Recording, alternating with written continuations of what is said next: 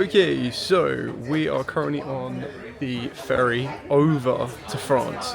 I bought my ticket for YCS Lille a long time ago, and then kept putting it off, and then a friend mentioned to me like a couple of weeks ago, oh, maybe you should drive, and I looked at driving. So, long story short, we're going to be driving to YCS Lille. So this is the on the way to Lille. We'll arrive probably about, I think the idea is to be at the venue for like 3 o'clock. So we can get the register. I say we, it will just be me. None of my friends got the tickets, but so that I can register, pick up some bits and bobs and go from there. I haven't fully decided what I'm going to play yet. I've got 3 options that I'm working on. It really kind of comes down to what I feel when I get there. So currently I've got all my bits here, so I'm going to be doing a bit of setting up. I'll be doing some test stands, try and figure out what I need to do, re-sleeve, so that I'm kind of near ready. I'm not going to be able to do many side events, if any, for today. But again, I will do exactly what I did for the Euros vlog, is I'll give you like an insight into the venue that we're at, a bit of travel information, and then also show you around the venue, what's set up, and everything else in between. So I'm going to crack on, try and get all this set and ready to go from there, and then I'll give you updates after each round and just kind of updates throughout the day in general. Right now it's a little bit discombobulating being on the boat because our waters are a little bit shaky at the moment, and I never thought that you really felt it on a ferry like this, but now like we got up here and it's really like, it feels like your brain's moving but your body's not. It's kind of weird. But yeah, we'll go, I'll give you an update as we go. I'll do some B-roll and everything else to try and show off the environment, how everything's going, and then catch up from there. So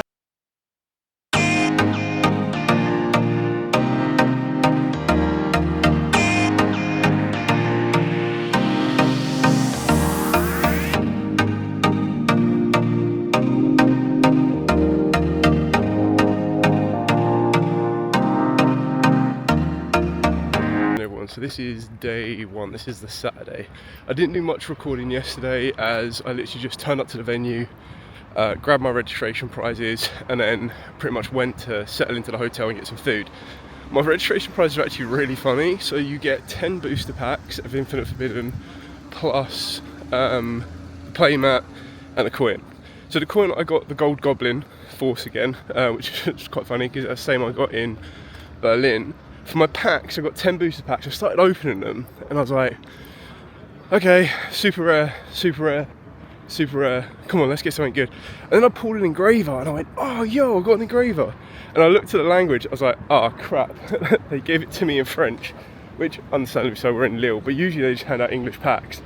So I was like, damn it, I can't do anything with this. I've already got a playset of English. So what am I supposed to do? So I actually ended up trading it into a vendor for a fairly decent price and just basically traded it towards a lot of cards I needed. So like I just tried to complete the Megatin QC set and I ended up getting like, there was a Dark Magician alternate art from the tins for like €11. I was like, that's crazy, people are trying to sell them for like £25 a night. So yeah, I did that. Now, I literally started recording just as I stepped out of the hotel and we're pretty much at the venue now. So the venue's actually really nice. It's like a bit of a stadium. It's massive. So what we'll do is we'll get through security. I'll take you in, show you around, and kind of go from there. It's going to be interesting. I decided to play a deck that I was on and on about. Like, I had 3 options, and the third option was like such a last-minute choice. So the first option was Yugioh, and I was like, I don't know if I'm in the mood to face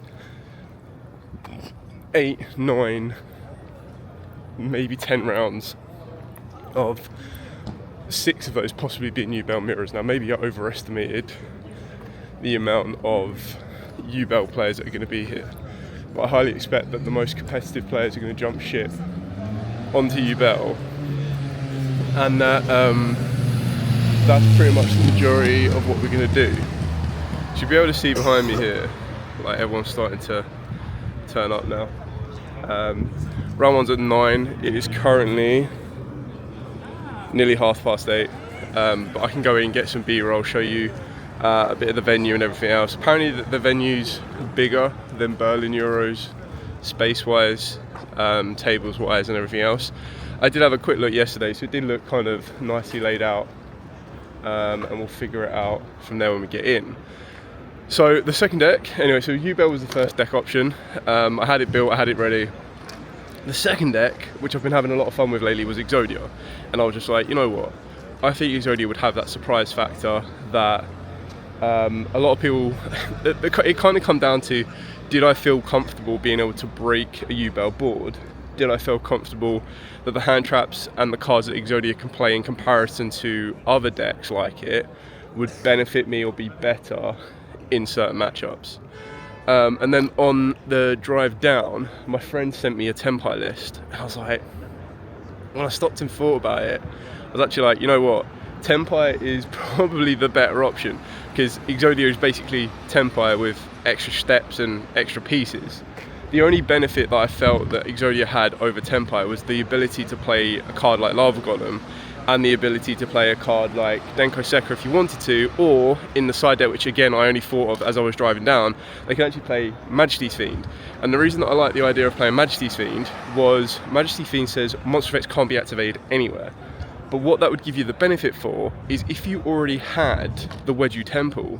The Yugioh Temple is a spell putting the monsters into the spell and trap zone as continuous spells, so that when they activate their effects to summon, they're activating as a continuous spell card, so they would bypass the Majesty Fiend. So the idea is you would put Majesty Fiend on the board, like when you're told to go first, which sometimes people might risk it depending on, like with Tempai, more times than not people will be like, right, you're too good going second, I'm going to make you go first.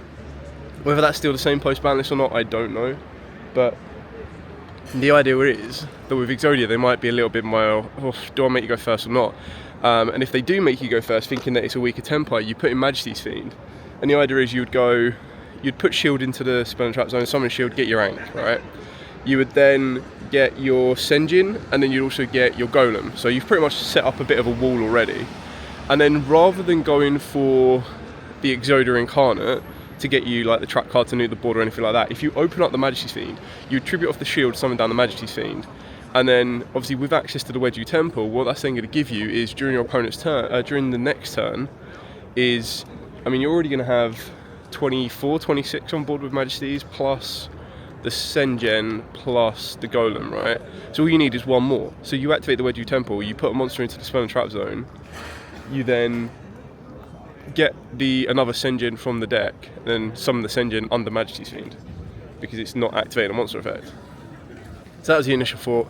I still think Tempai probably would have been the more basic option, but I'm kind of leaning on the fact of the unknown element of Yugioh plus a bit of fun. Like I think this kind of tournament's a little bit in the grey, because it's literally only going to be this level of competitive tournament with these type of decks this way for one tournament.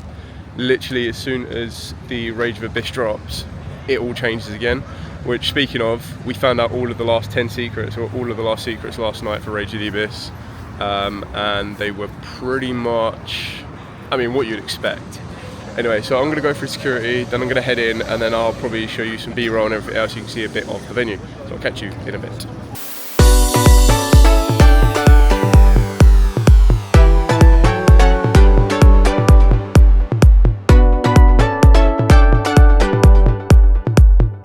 It's official, I've literally just dropped. So we've just finished round 4, trying to get the sun, because it's literally right behind my head, to try and cover it so it doesn't like blare out the screen.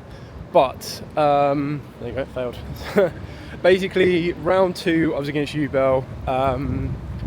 I just bricked really badly in one of the games, so ultimately ended up losing that one. Last round was up against Chimera Fiendsmith, which usually I thought would be a really bad matchup because they just put Illusion Monster on the board. And ironically, my Yugioh just can't get through it, which is actually what happened in the Yugioh matchup. They just put Phantom on the board, and I stopped and went, because I haven't opened up any of my like generic board breakers a way to out it, I can't out it. So kind of a double-edged sword. Anyway, Chimera Illusion, game 1, they built their board. They were under Dogwood. They got me up to 30,000 life points, and I was like, okay. And then managed to make Unk. I did open up really well in that one, to be fair. I opened up like 2 Lava Golems, so I just kept like Lava Golem on their board, and then thrust into Duster, dealt with back row, and kind of OTK'd from there. Game 2, they made me go first. I bricked horribly. I did put in like some go first cards, but not many, just in case they did try that. But ultimately I ended up opening up, I think it was Frost, Exod Fire, One Piece, and then 2 other cards just weren't useful for me, so they OTK'd me very quickly. And then game 3, I went first, and my end board was Onk in hand for the next turn, plus Majesty, but I'd opened up 2 pieces of Yugioh. I was like, it's not exactly what you want. And then, I suppose probably a bit of dumb luck is, there's no way, like literally game 1, I go second, I OTK them. Game 2, he makes me go first as a bit of a mind switch. But then game 3, he opens up 2 Dark Rule No More, Forbidden Droplet, plus others, and I'm like, I understand Droplet staying in the deck, but Dark Ruler, like, you saw me brick going first. There is no way you read me going first at all in that entire setup. Anyway, Droplet, negate, and this is it's probably not where I messed up actually, but Droplet, negate, the Majesty's Fiend. He made his way into Chaos Angel. Chaos Angel banished the Majesty Fiend, and then I'd already paid 4,000 life points in my first turn, so I made my Exodia. Wasn't very strong. Got Exodia, Rage of Fire. Used. He then went Book of Eclipse. So he had in his hand was left that I knew was Gazelle and 1 unknown. So we had Chaos Angel on the board. He then went draw, activate Book of Eclipse. I was like, okay, guess I've got to negate that, otherwise my Exod's turned off. So I negated that with Exodia. He then went Talents. I was like, bro, okay, so you top decked Talents or Book of Eclipse. So again, he kept it, like, I get Book of Eclipse slightly because it can be used to go first as well. But it just bemused me that there were so many go second cards in that deck, as if he read that I was going to go first is beyond me. Either way, it just wasn't feeling it. Like, I looked at my hand and I had to reveal it, and I opened up another 2 pieces. So my hand ultimately, by the time I lost, was 3 pieces of Exodia, 1 on the field, 2 in the hand, and I was like, okay, cool. Just is what it is. It's the risk that you play when you're playing Exodia in comparison to playing something like Tempai, which does the exact same job. The only difference, and the reason I went with Exodia, was because I thought it'd be a little bit bad, just to kind of like Lava Golem. I wasn't gonna go too serious on this one, but I was like, I wanted people to read the card, not know what they did, and be like, you're playing Exodia, what the hell? And then get Lava Golemed or get Majesty Fiend and be like, what is going on? So I wanted to do it a little bit trolly, but also have a bit of fun. It was alright, but I think it ultimately came down to be honest, I might as well have just brought Dark Magician if I was going to get my ass spanked every single round. So I've come back to the hotel now. I'm going to grab some lunch. I might go and explore Lille, have a bit of fun that way. And kind of go from there. There's a bit of an interesting range of decks at the event right now. Obviously loads of Yubel, loads of like Fiend orientated decks. Tempai is still available. And actually I was having this conversation a minute ago, I actually quite like Tempai right now in the sense of how basic it is to still get and how it can still have a good, I think like more people are aware of it. It's a lot more fragile than it was, but I still think it's a really good, cheap and introductory deck, especially with Trident Dragon now being reprinted. I was able to pick up some in there for like 1 for 15 euros, so you can get it relatively cheap. And then I found Pydras at 4 euros a piece, and some were doing them a little bit more expensive, some were doing them a little bit cheaper, but obviously you get the range when you're out here anyway. I think what I'll end up doing is I'll go, the sun's out, which is really, really nice, so I'm gonna go get some food, I'll explore Lille, and then I'll probably head back to the venue tomorrow now. Either try and watch some of the duels, which will be nice. Like, I don't plan to do any side events, but I'll bring a deck with me just in case I go, you know what, let's try a side event out. So I'll do that, get some lunch, and then probably explore a bit more of Lille tomorrow. Maybe go and try and watch some of the duels on the stream at the stage, and then yeah, decide if I want to do some side events or not. It's just kind of making sure that I'm just not throwing money, because usually when you go to do side events on a Sunday, you are like the mat exclusive, which is the Slifer Raigeki one, will probably be all gone, and then you have to kind of find your second one that you want to go for. So try and figure that out, and then work out kind of what I want to do. We'll go grab some food, and then maybe I'll put some B-roll of Lille in the video. I don't know, just to kind of show you the city would be kind of nice as well. Anyway, we'll catch you all in a bit.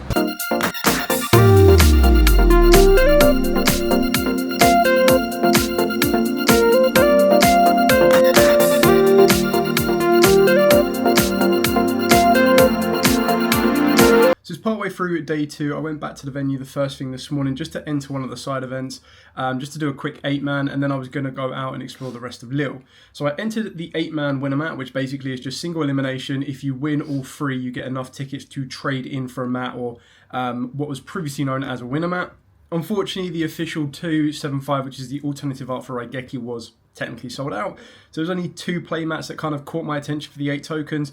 One of them was the Crystal Beast mat, which had all of the different Crystal Beasts and then Jessie on it. And then the other one that I actually decided to get was this On Your Marks, Get Set, dual kind of mat. And I actually really like it because obviously it's got like Yusei, and it's got the security, and then of course you've got the dual. It's basically like, I just feel it went really well with my Synchro style deck. So that was kind of cool.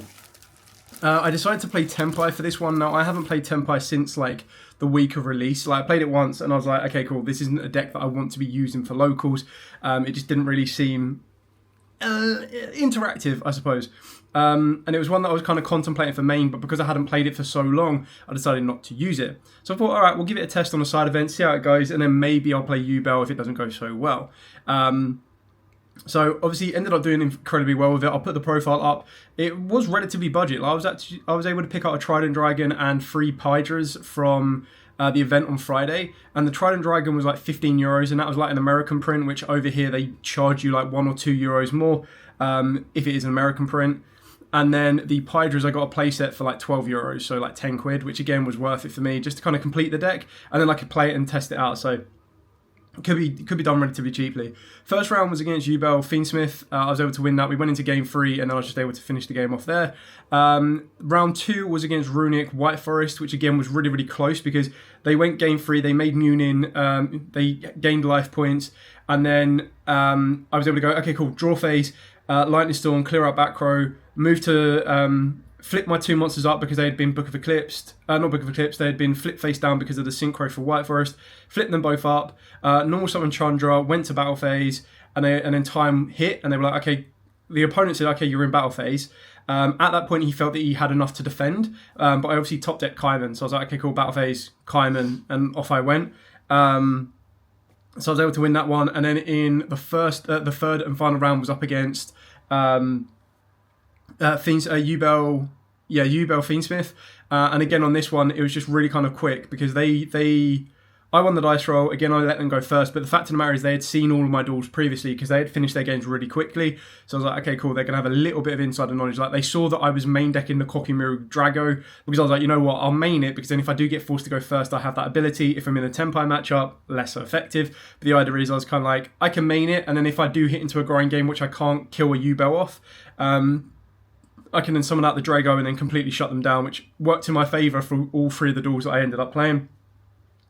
So I was able to Drago lock them game 1 because I opened up double Mole Chummy, activated double Mole Chummy. They then basically just made Phantom and passed, and I was able to kind of get rid of the Phantom, build my board up, and then Drago lock them. And then duel 2, I opened up Droplets, and that was it. So I had Droplets and then 4 cards, but the 4 cards I opened up was Genroku, Chandra, and Fardra, and I decided out my second Genroku and my second Fardra to put in Ultimate Slayer, which actually turned out to be the MVP in that matchup because I activated Where There's a Will. Well, I activated Terraforming and searched out Where There's a Will because I knew they had cards to deal with Sangan Summoning. I knew as soon as I make Sangan Summoning, they're going to get rid of it. Whereas I thought, what I'll do is I'll activate Where There's a Will, and then if Where There a Will resolves, I can excavate the top 6 cards and then grab a card from those 6. And I was like, okay, cool. Well, if I reveal any of my board breakers, that will then help me because the end board was Rage with the trap card, Phantom, and Varudras.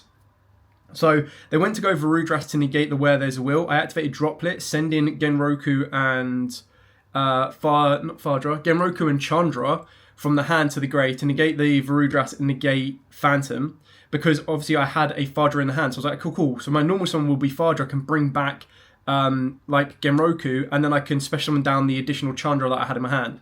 Anyway, Where There's a Will, excavated 6, saw Ultimate Slayer, activated Ultimate Slayer, sent. I decided to send to get rid of the Rage because I was like, if I destroy the Rage, it gets brought back. If I send it to the graveyard at any point, it gets brought back. So I was like, if I get rid of it, I don't need to worry about the trap card along the back row, or at this point they have to activate the trap card to get rid of Where There's a Will.